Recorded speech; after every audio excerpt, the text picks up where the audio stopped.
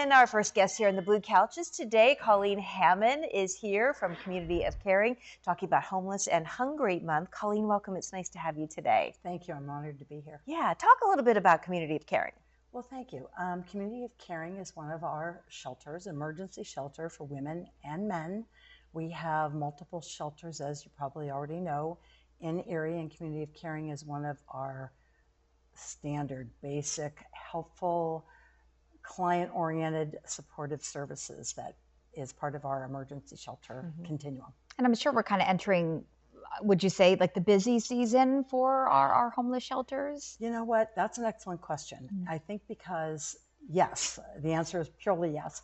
But on the other hand, we have needs for shelter all year long, which I think are surprising. As it gets cold, we have more and more need, needless to say, and sometimes our resources can be stretched. But what we're finding this year, if I can share, and in the past year as well, is the people who are presenting to us who are unhoused have a different profile.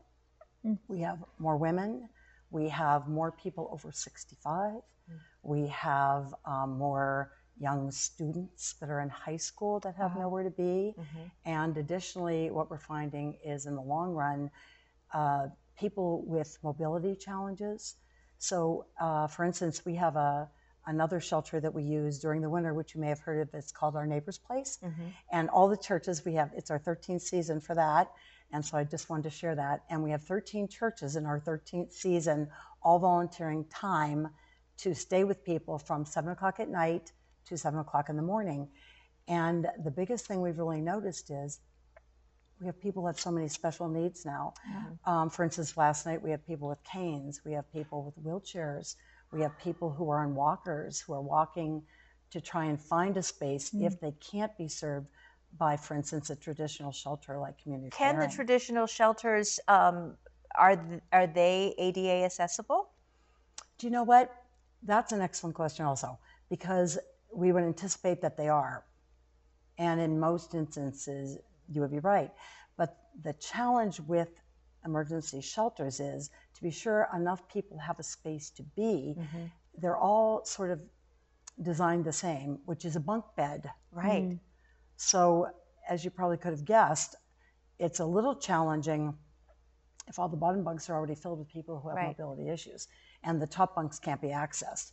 But I think all of our shelters, to be honest, I've been very impressed with them over the years. I've worked with homeless individuals in that they make every accommodation they can. And here we are with all these volunteers at the overflow shelter who still make accommodations.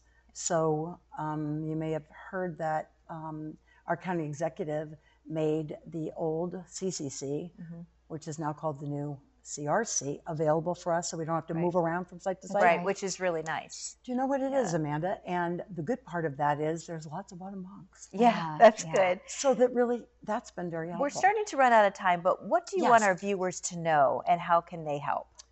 Thank you. Two things, I think. One would be we are open to anyone who would like to help or support. There's lots of things you can do for any of our shelters. Paper products, donated clothes. There's so many things. If they just look and see who's in my area and take a ride up and donate. Secondly, I think I'd just like to mention that the people that we serve have a lot usually of trauma.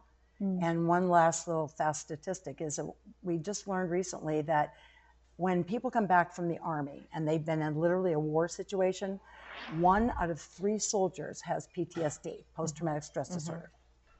We're finding that people who have been homeless for a year, 3 out of 3 show signs of post-traumatic stress disorder.